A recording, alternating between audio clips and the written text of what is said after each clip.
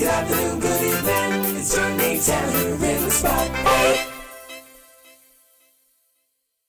Good morning, good afternoon, good evening, everybody. Jordan A. Taylor in the spot, and today I'm back with another video about how to hack your life. Now, what inspired me to make this video today was a video that I saw by this guy named Prince EA. If you haven't seen his videos before, I'll make sure to leave a description down below. But essentially, he made a video talking about what kills relationships. Now, me being the obvious expert at relationships, I decided to use the same type of principle towards a life hack. Something that I've been trying in my own life and has been working very well in the last little while. What Prince EA was talking about was the number one killer in relationships are wants. He gave a couple examples like wanting someone to text you when they first wake up, or wanting someone to dress a certain way, or wanting someone to act a certain way, or wanting someone to not act a certain way. And that as soon as you would eliminate those wants from your being, then you would be able to be happy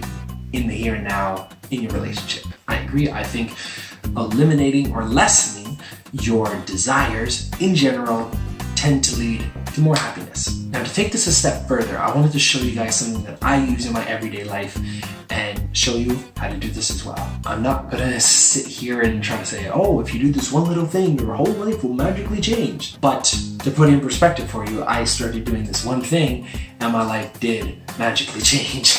I'm also tying this in as well with some of the ideas presented by Rhonda Byrne in her books, The Secret, The Magic, The Power, and Hero, as well as some of the philosophies of Buddhism and just believing in the powers of the universe. By using these concepts that come from here, there, and a little bit of all over the place, we have the potential to help the universe in making life awesome for all of us. So, talking about eliminating wants. First step we're gonna do, we're gonna take a little notebook right here, and a pen. If you guys have seen my thank you videos before, you know I make a list of 10 things that I'm thankful for. And we're gonna use that same concept from those thank you videos, but we're gonna use wants instead. It doesn't really matter how big or how small. We're gonna write a list of 10 things, okay?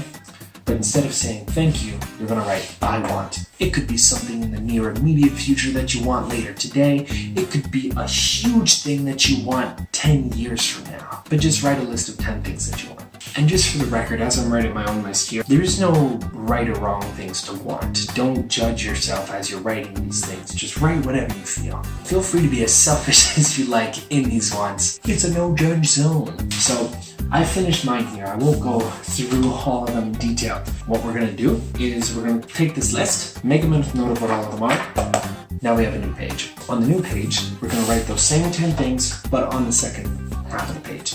So your list should look something like this. Basically, you just kind of leave space to write something here. If you can just remember all the 10 things, that'll work just as well. Now, next thing you're gonna do, you're gonna take your first list of your wants. Like, physically take it, and I'm gonna rip it up. Just like that.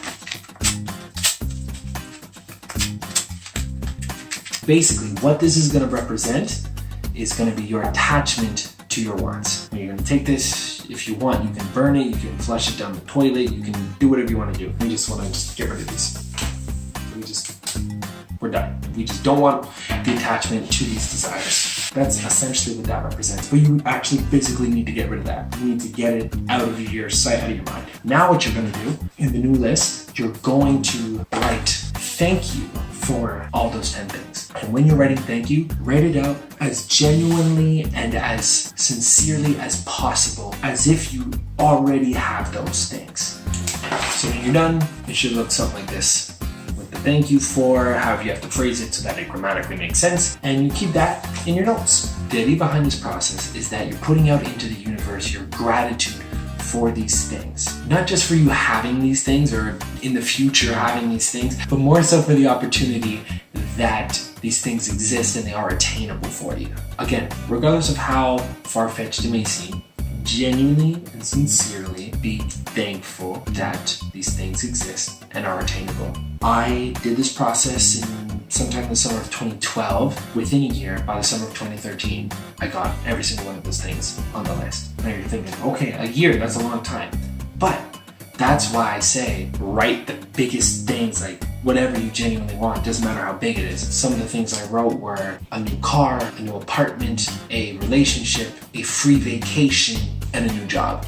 Now, when I had stopped, I noticed that the frequency I was on started to shift. Now that I've started doing this again, I'm seeing this shift happen yet again. If you want to watch more of this, tune into my vlogs or my Snapchats. But anyways, guys, there's the process. Get rid of your attachments to your wants and your desires, and you thank the universe for things existing and for your opportunities to have these things. Nothing wrong with wanting things or wanting to be successful or anything like that. It's human nature. You're going to want things. You're going to desire things, people, whatever it is. If you can lessen your attachment to those desires, you'd be very surprised to see what the universe will put in front of you. So that's all I got to say for today, guys. Thanks for tuning in. Thanks for watching.